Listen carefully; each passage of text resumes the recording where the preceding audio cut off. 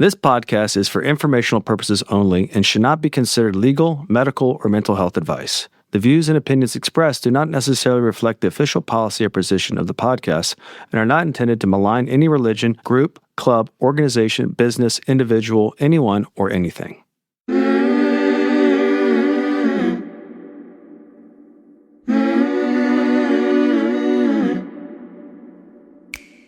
I'm Sarah Edmondson. And I'm Anthony Nippy Ames, and this is A Little Bit Culty. We woke up from a cult, and that journey was captured in The Vow on HBO and in my memoir, Scarred. Now, in this podcast, we break down the shame and secrets that make these experiences so destructive with honest conversations on how seemingly benign groups can cross into the cultiverse and how to spot and recover from trouble if it happens to you. Each week, we bring in experts, survivors, and whistleblowers to explore red flags, resilience, and even share a few laughs, because sometimes you gotta laugh. Subscribe to our Patreon for early and ad-free listening, some live Q&A, and exclusive content at patreon.com/alittleBitCulty. Welcome to Season 8 of A Little Bit Culty.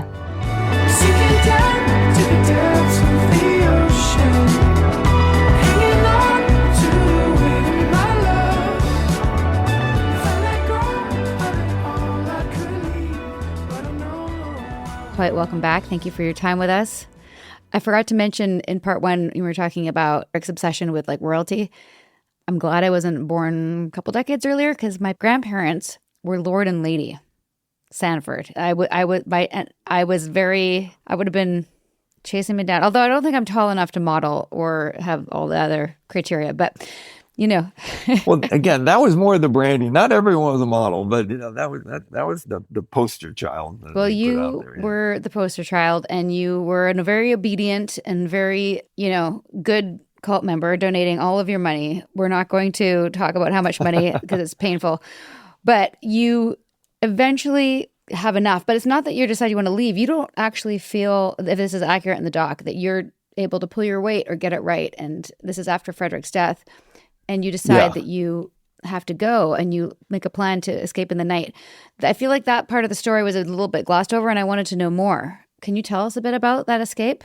Yeah, absolutely. Because I would say after Freddie died, the group went through a power struggle, and the person who ended up emerging as the new cult leader didn't have nearly the savvy or the charisma that Freddie had. So, Freddie could really pile on the affection and make you feel seen and cared for. And then he could turn on a dime and just be this, disciplinarian that would crush you like you've never been, ripped an asshole before. And this guy was just like the hammer, which is, would just hammer all the time. So it's kind of like, I think when you've been indoctrinated and the buttons are in place, if someone can still push the buttons, they can still rule.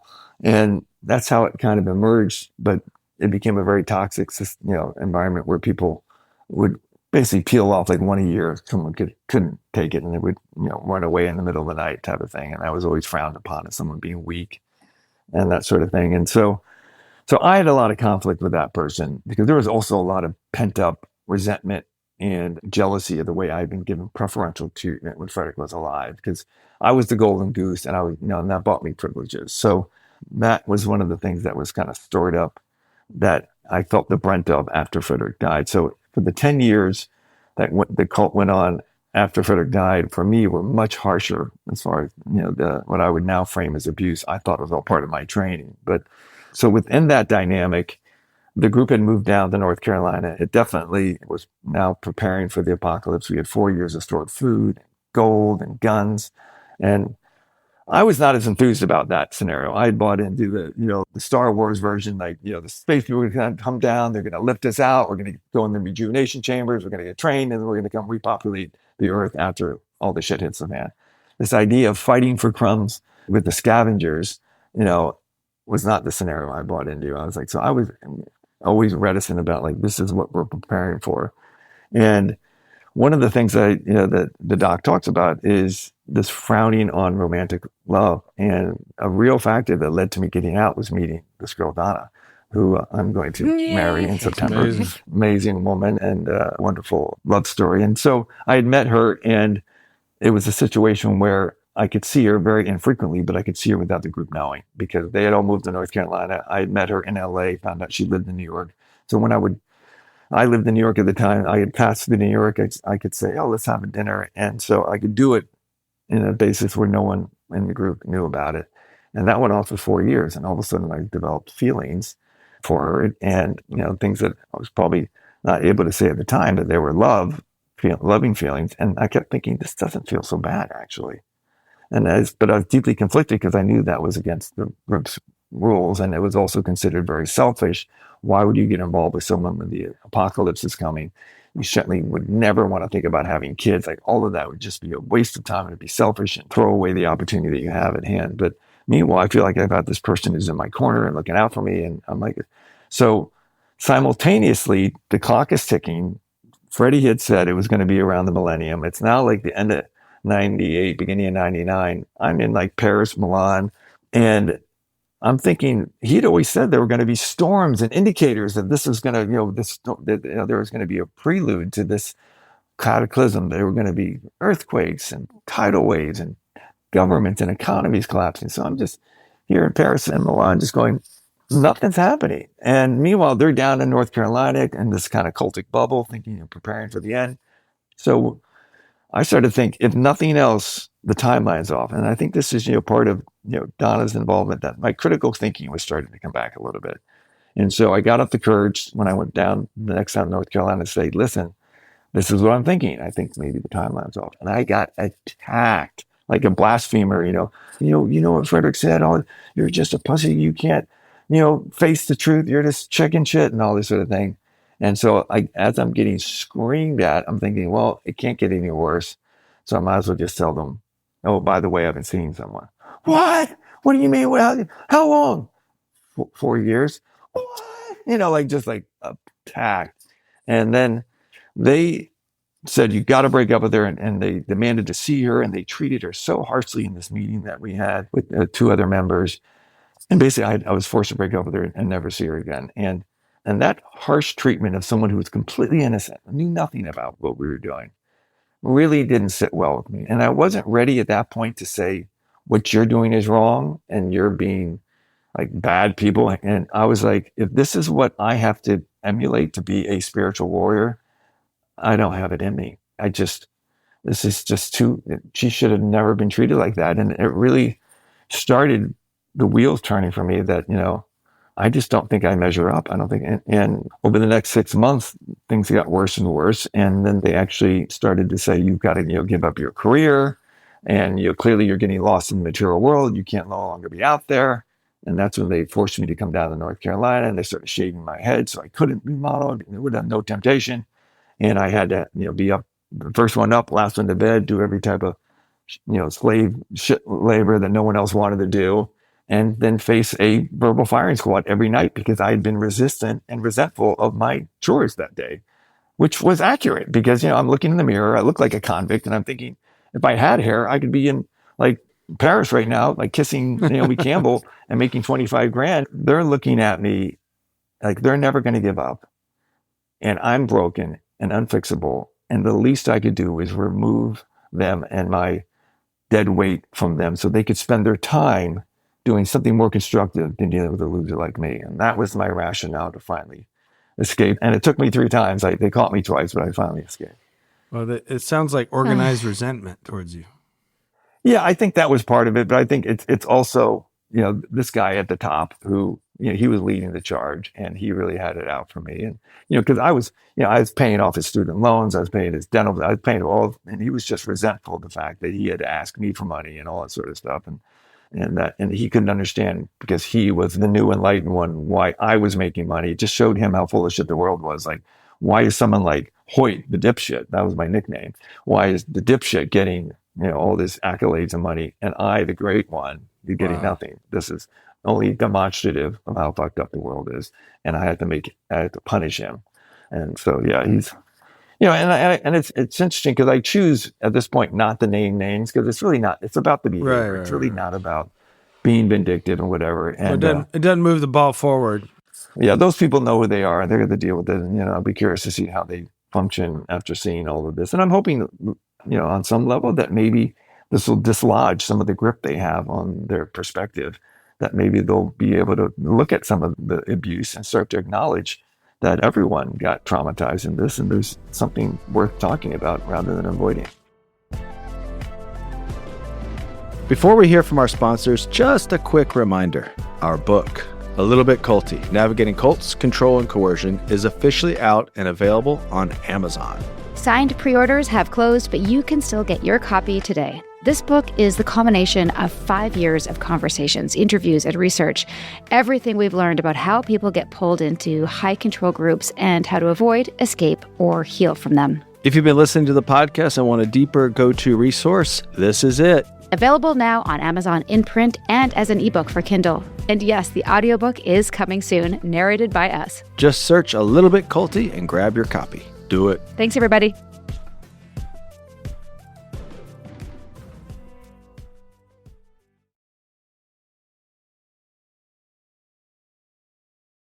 Summer always does this thing where it forces me to confront my wardrobe like some kind of annual intervention. Suddenly everything's too heavy, too structured, too blah. I just want to feel like a human who has their life together without melting, especially here in hot Atlanta. Quince has truly nailed that sweet spot of looks expensive but doesn't require a second mortgage. 100% European linen, organic cotton, washable silk, the kind of fabrics that breathe and move and don't make you look like a wrinkled disaster by 10 a.m. Their linen pants start at $32, which honestly makes no sense given how great they are. Soft denim for when you need real pants and organic cotton sweaters for those cool summer evenings.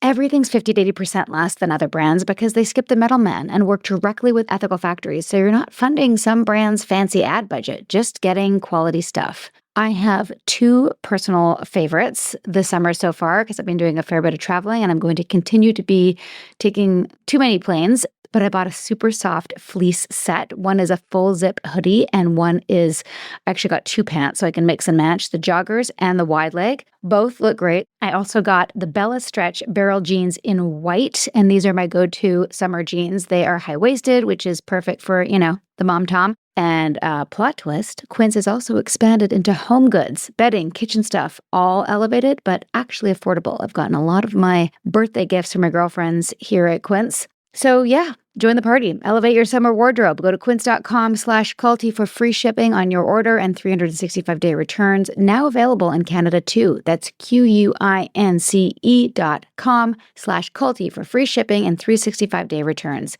Quince.com/culty. Do you actually know how much life insurance you have? And more importantly, how much you're paying for it? Yeah, me neither, until I realized I might be overpaying for coverage that probably isn't enough.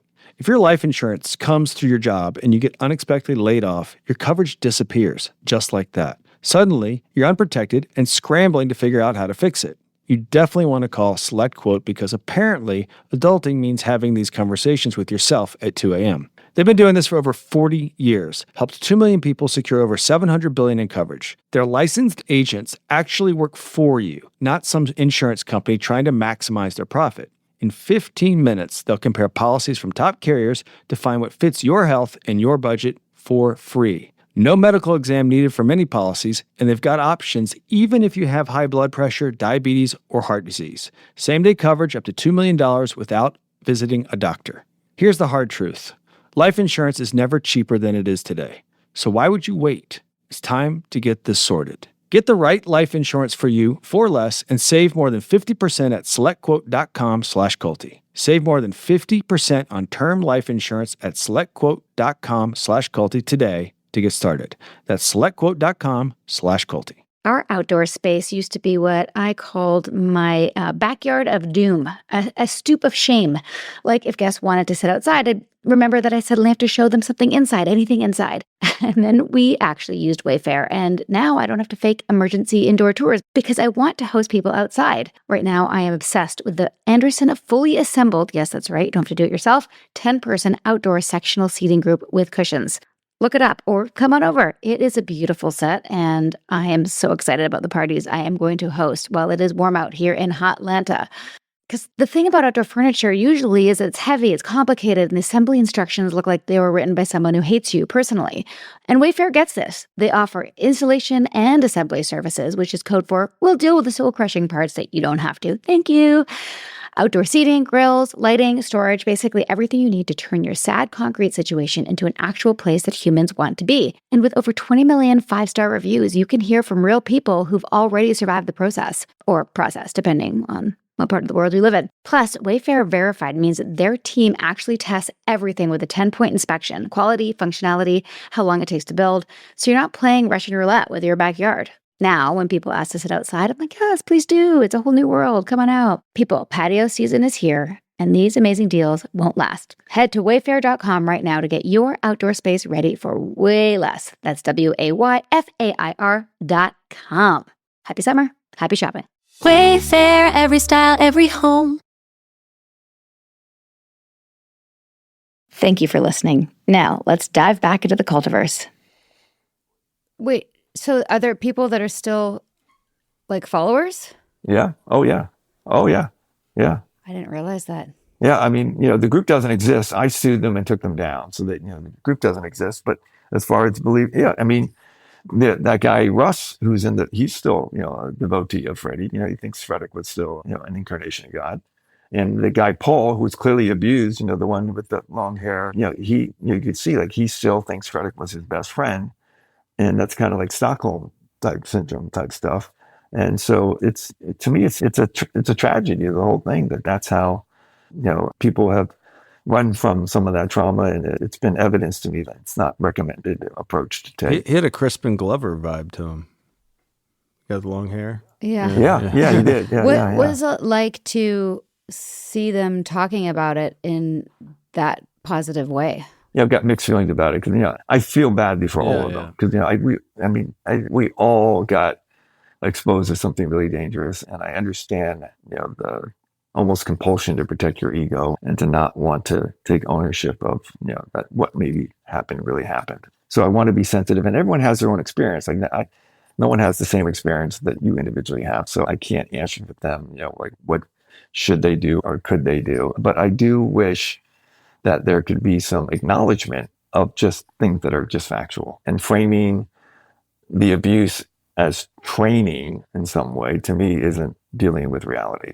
So if we could just acknowledge, like that guy, Paul, I watched Freddie just like beat the shit out of him. I think he said, he had a plate broken over his head at one point, but I mean, he would slap him and he would be bleeding. And I remember at that time, in my crazy perspective, thinking, oh, thank God I'm not like Paul and don't deserve that kind of treatment. Like never thinking, what the fuck is Frederick doing? This is out of line. It's like, oh, thank goodness I'm not like him. And that's, and I think back on that, like, geez, how out of touch was I with what was going on? So I don't fault anyone in wherever they are in figuring that out. And I just hope they, to, some greater than lesser degree, figure some more out so that they can maybe start to talk about it, take some ownership, and start to heal. And that's what I'm hoping, as much as I want the doc to maybe just provide information for a larger audience of how and why these things happen. I think the doc does a really good job of telling you what happened, but I think it raises more questions of how and why. And that's more what I like to talk about. But then, that was the directors, decide, wanting to how to tell the story. At the end of the day, you can't, it might not have been very interesting the way, I would, I want to teach, I come from that point of view. So I understand like it's an entity and he did it really well. So at the end of the day, I just hope that maybe even some of the people who are in that category where they've been shameful and afraid to deal with this experience, even talk about it, that maybe when they see it all played out, that they'll realize that maybe this is something better to address than to avoid. We're similar in that way, I think, Hoyt, in that like all the things that we do, I'm thinking about like, how is this going to be perceived? Will it help the world? But also if the loyalists, because I don't know if you know, there's still many people who are still loyal to Keith. As far as we know, we don't really know anymore. At least 10, maybe 50. I don't know, somewhere in there. But like, if they're listening, would this help them? Or if they saw, like maybe if they, like they don't trust us, they think we're evil or whatever, but they might watch. Made us bad people. Yeah, we're bad people, we're suppressive, we're attention seeking, whatever. Maybe if they watch your doc, they can see it in a different context. Like they can have pattern recognition. Ideally. Right. Yeah, I mean, that's what we hope for, right? I mean, again, it's like, and that's why I really like, I kind of get stuck on the semantics, like, like, can I really help someone? I don't think I can. I think people help themselves and save themselves, so to speak. Yeah. And the way they do that is coming across or seeking out information that they choose to assimilate and then choose to act on. So I just feel my obligation, if there is one, is to share information in a way that I wish I had, and maybe, I think, there's a lot of academics in this field that kind of present things in a jargon kind of too complicated way. It's Totally like, agree. it's like in, in Peanuts where the teacher talks like, wah, wah. And there we go. Right. Exactly. That's why I love what you guys did. So it really needs to be kind of just dumbed down and talk to as people like, hey, listen, this isn't rocket science, let's just, and I feel like I really do love what you guys did in the book for that. It really is about that. Like Totally. it doesn't have to be dressed in all these terms and these sort of things.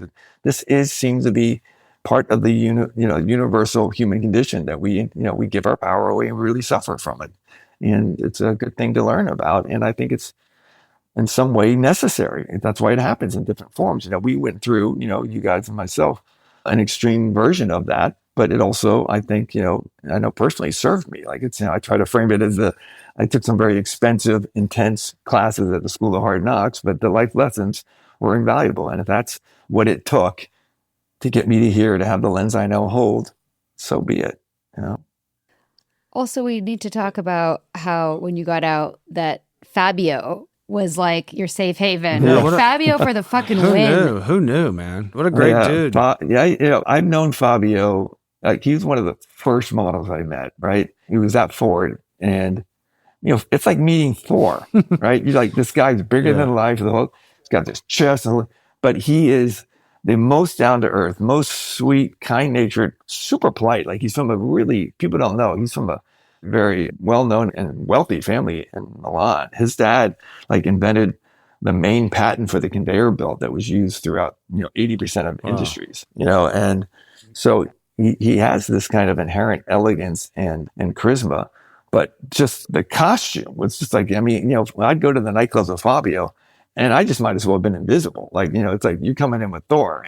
But he was just always someone that, I look at Fabio as like, I've never met anyone who's been more comfortable in just being in their own skin and like, I am enough. And that is an incredibly powerful trait. I certainly know I struggle with that. Growing up as a people pleaser and all of that, oh, what do you want me to be? I'll try to be that. So you like me. And Fabio was so okay with just being Fabio. And when I showed up at his door, because he had always said, and whenever I passed through LA, he's like, oh, come stay with me. He goes, you should move to LA. You can become a celebrity like me. I'm like, well, yeah, easier said than done, Fabio. But, he was always so giving and generous. And when I had very few places to turn, because, when I escaped, I went to see my parents for the first time. I hadn't seen them in 12 years. I show up with a shaved head. They didn't know what to do, but they were smart enough to not ask what was happening.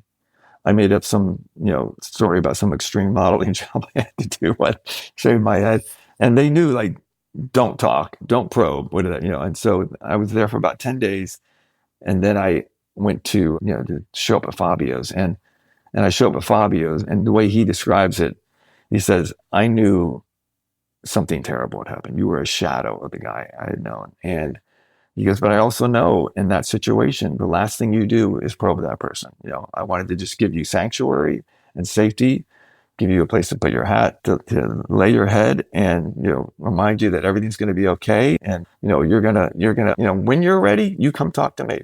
And that says a lot about someone, he just knew hey, it's going to be okay. Just, you're safe here. Let's go to the gym, we'll be okay. And so the Vanity Fair thing came out and he had your back, which I thought was one of the coolest things too.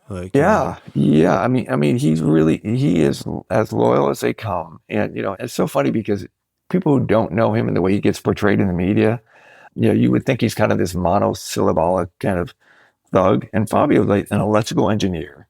Dinner with Fabio is minimum 4 hours, chatty Cathy, into got very strong political stance. He's into all sorts of, whether it's cars, he's got 400 motorcycles. He's got probably, I don't know, $30 million worth of expensive cars. He's all into that, but it's all not so much for the show. He likes the technology behind it, what makes them all work and all of that. So he's just a remarkable guy. And I'm, he's been such a great friend. We still see each other all the time. Great.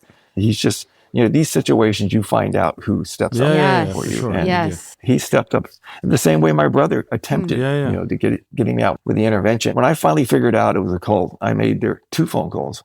First one was to my brother, Rory, because, he was the one that attempted to do the intervention, which he knew going in, if failed, would mean I would probably never talk to him again, which I didn't do. For 10 years, I would not talk to him. My younger brothers, like my brother Garth, would say, Rory feels terrible about what happened. He would like to talk. I'm like, fuck Rory. He thinks I'm in a cult. Fuck that guy.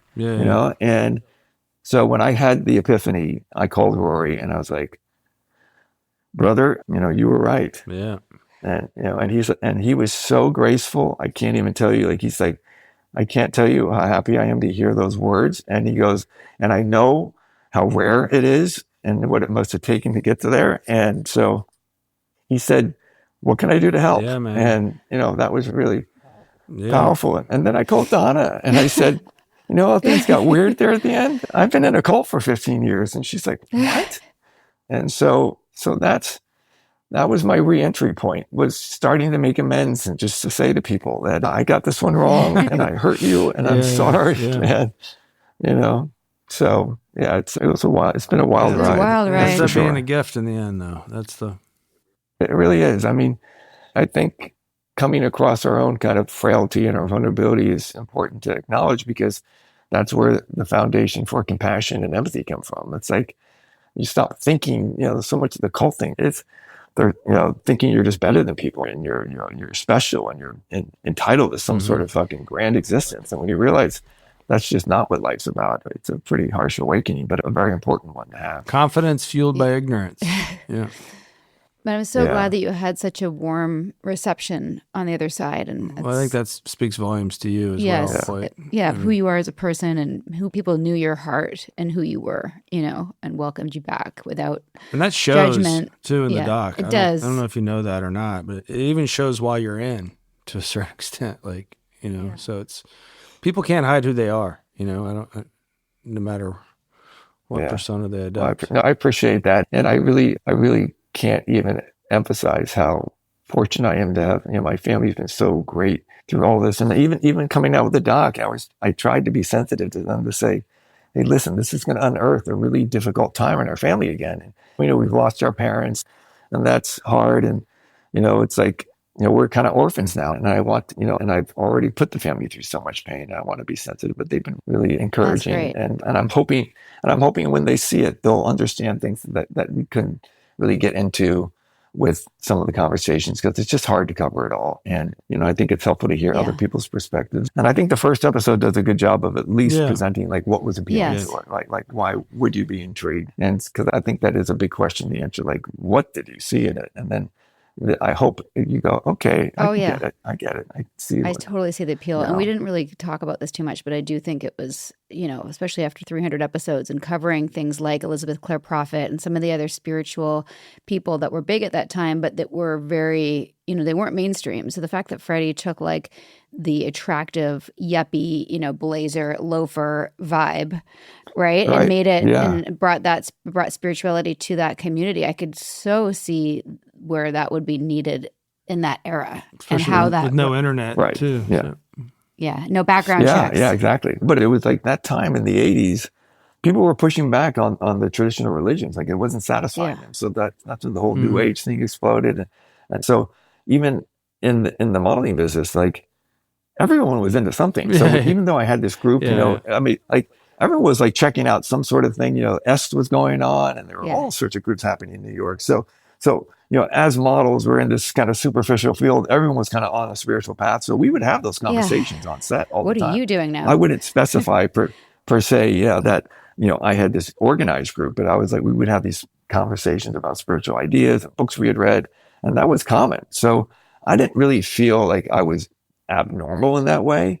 I just felt like I had a special group, then maybe that. But I could see that everyone was kind of in seeker mode. And that's why if someone showed some receptivity, I would consider bringing them in to meet Frederick. And that's where, I'm sure you guys know this, those are the things, I was a recruiter and that's one of the things I have to own. And at the time, I thought I was doing people a solid, but I now don't look at it that way. And that's just something I live with. And it's, it's not something I'm proud of, but it is part of the role I played. let's take a little break from the cultiverse. Here's a word from our sponsors.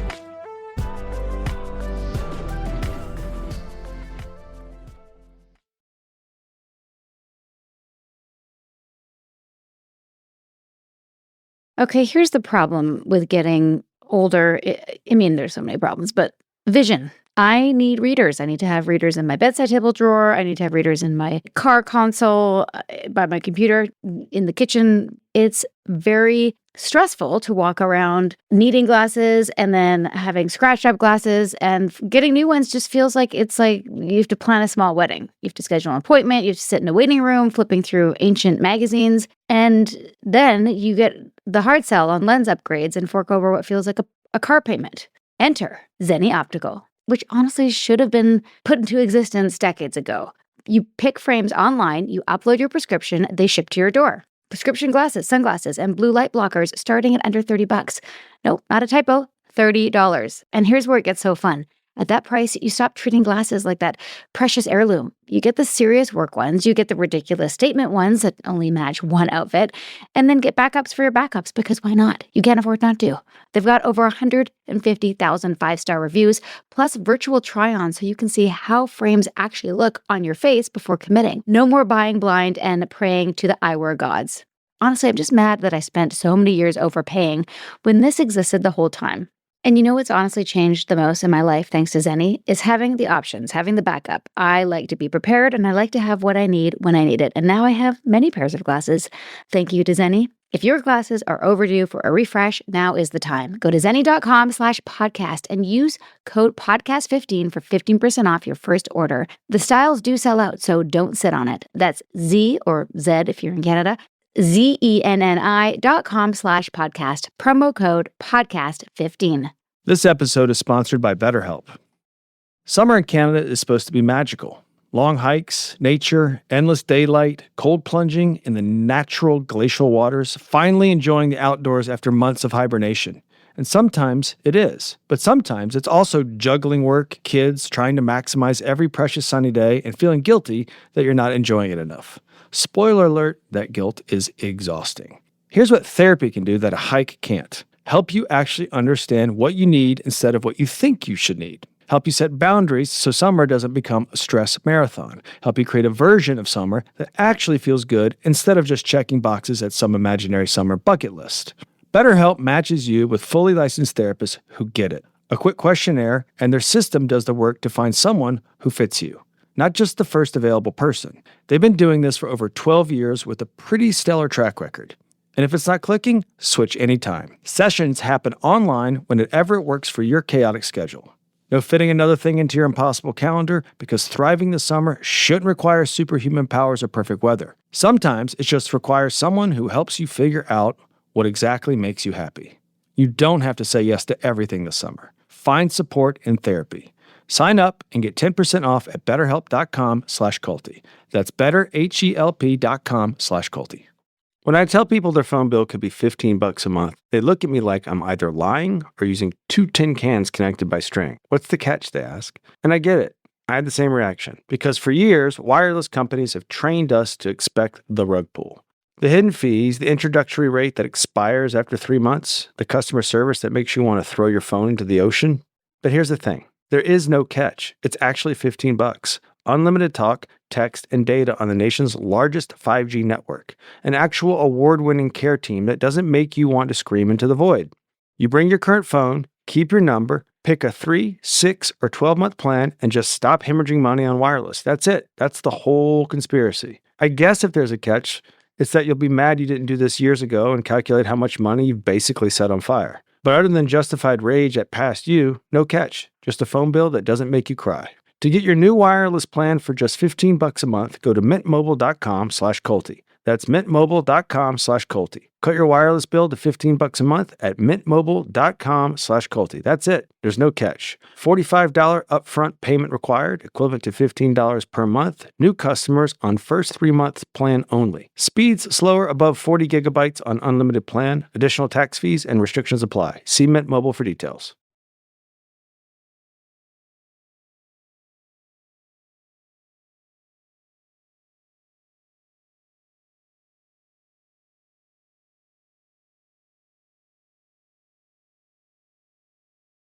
Thank you, sponsors. We couldn't do it without you. Now let's get back to the show.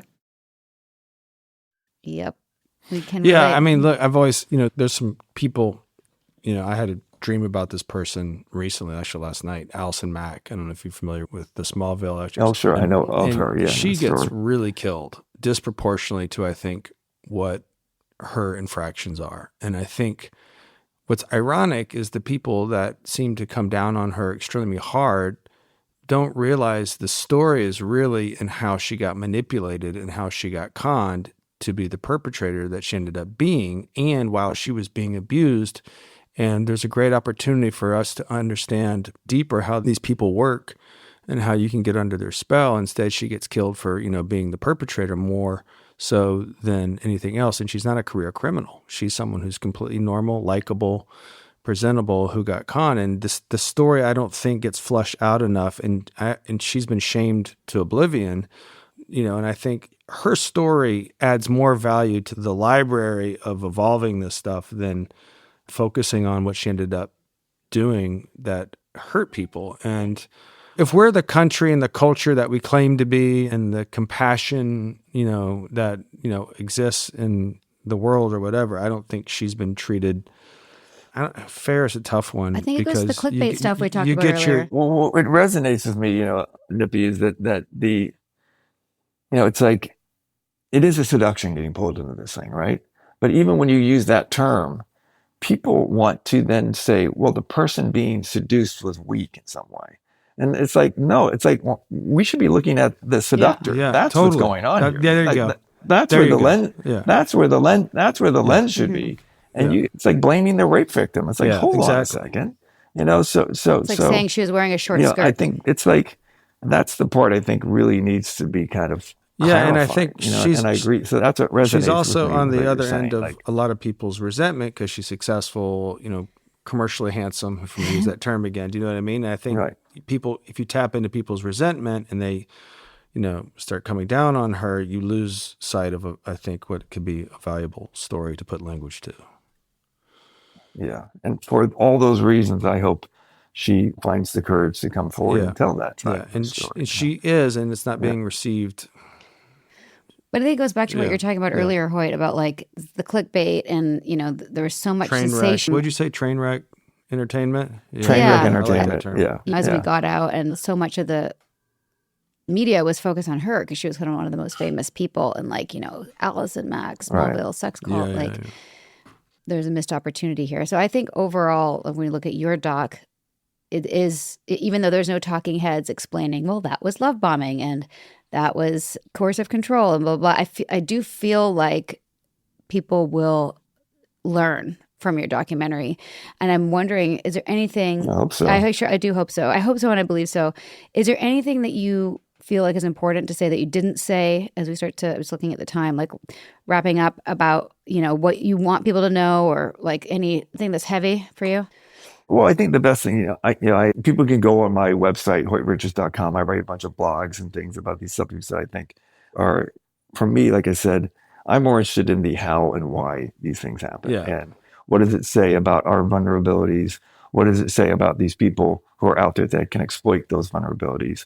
And what are the lessons learned that we all gather from these experiences? Because I really do feel that experiences like you and I have gone through, because they go towards that more on the extreme side of the cultic relationship, continuum, that they're good teaching tools, because it's easy to see those dynamics in stories like we went through. And then with that perception, you can maybe see the more subtle version that you've encountered in your own life, and therefore be available to accept that cultic relationship you may have had early on was quite traumatic. And the fact that you got out of it wasn't enough, potentially, that you need to lean into that trauma. Because what people may have noticed is when you have that type of relationship, even if you're effective at getting away from it, if you don't deal with the trauma, you start a cycle of bringing those relationships back into your life again, and not understanding why, and not even recognizing there's a pattern.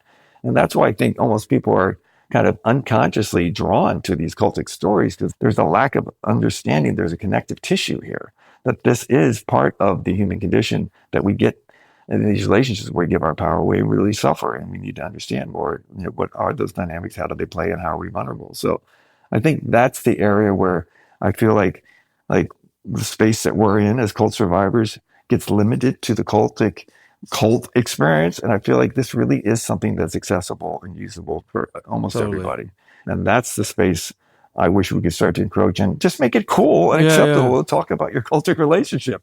It's like, oh, this one, this person I met, it was my coach or it was my boss or my lover or my parent or my brother. Like, it's like, I remember one of my good friends from high school. He's like, hey, I had an older brother who told me every day, for 15 years growing up that I was a loser. He goes, believe me, I started to believe it.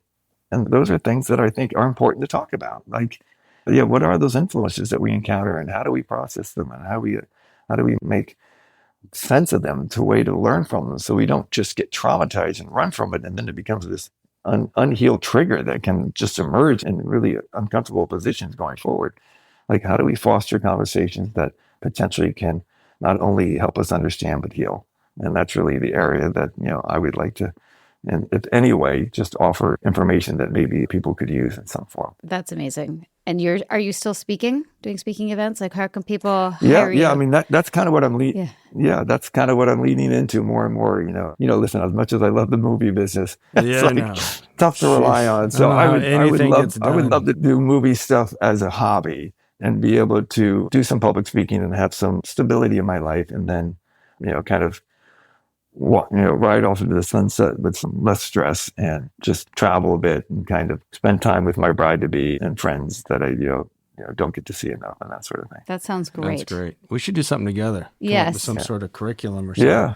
I would love Go that, back to guys. those schools that we went to. And present. Yeah. We'd love to, if there's a panel or something, it'd be fun to meet up and do a speaking event together, or I don't know, something. It's just always so great to spend time. Yeah, I mean, and that's what's been fun. Like, I'm on the board, and Jarrett, yes, Living of course, Cult Free. yes. Like, that's a fun organization that we've, and we're microscopic, but it's really trying to foster and encourage survivors to find some way to express their story in a creative form. Whether it's writing, whether it's a poem, whether it's a piece of art, whether it's a song.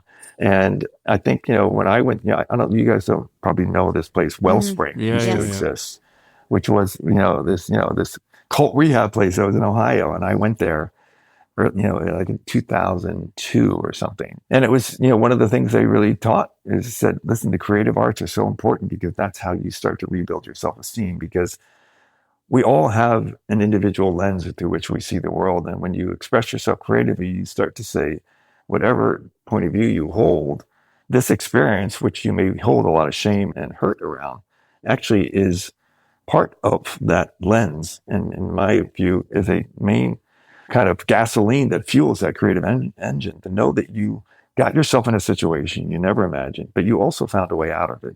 And you developed a certain degree of resiliency that you wouldn't have otherwise. And that, if expressed in certain ways, gives you a particular lens to look at the world that others seem to find captivating. And that helps you rebuild your self-esteem, say, okay, I don't want to be defined by this experience, but I am willing to own it and recognize that it actually served me ultimately. And like I said, I'll recommend people, they should have a really intense cultic experience, and get through that. And then you'll see the world differently. Like, I don't want people to have that in the way that I did, but I do see the purpose it served in my life, and I'm grateful for it. And so I think those creative arts is a great way to start to take ownership of it and say, yeah, there were some things that were sucky, but there were also some really real great benefits. Silver linings. Yeah, exactly.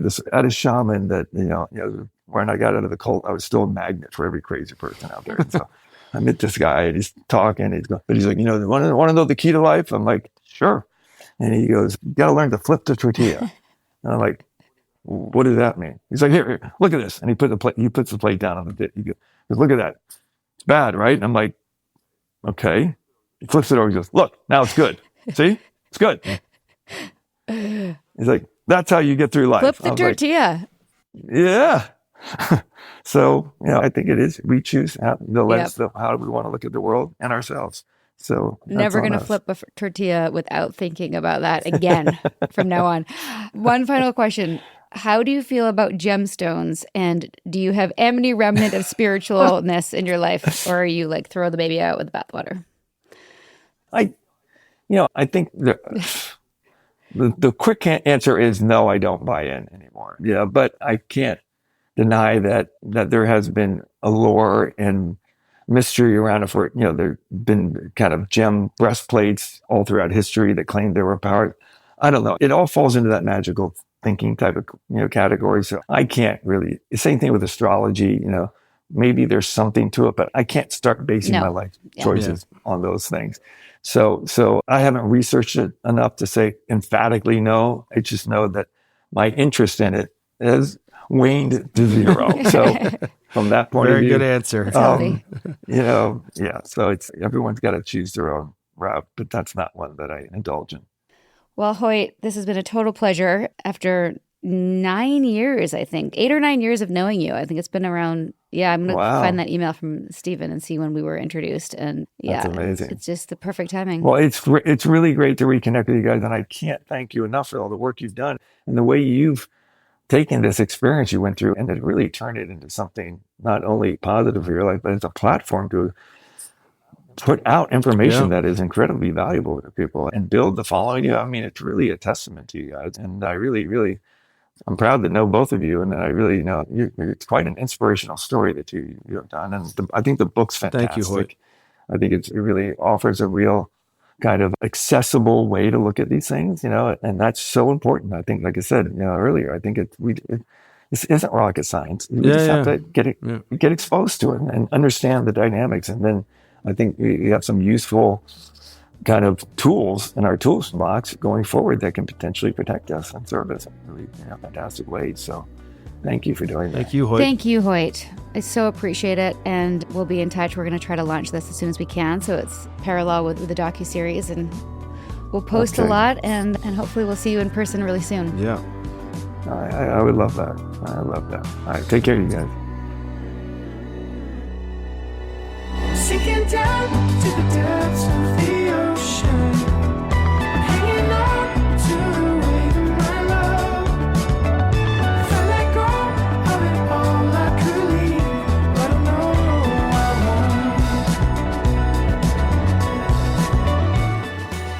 won't. We hope you're enjoying A Little Bit Culty. If so, please do show us some love. Drop a rating or leave a review. Hit subscribe on Apple, Spotify, or wherever you listen. And subscribe to our Patreon at patreon.com/alittlebitculty. Even better, send this episode to someone who needs it. Maybe they're in a cult.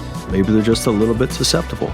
Or maybe they just love a good story. Spread the word, spread the love. Thanks for listening, and see you next time. A Little Bit Culty is a Trace 120 production.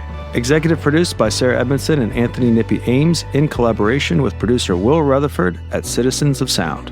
Our co-creator is Jess Temple Tardy. Our production coordinator is Leslie Dinsmore. Writing by Sandra Namoto and social media marketing by Eric Swarzinski and Brooke Keene. Our theme song Cultivated is by the artists John Bryant and Nigel Aslan.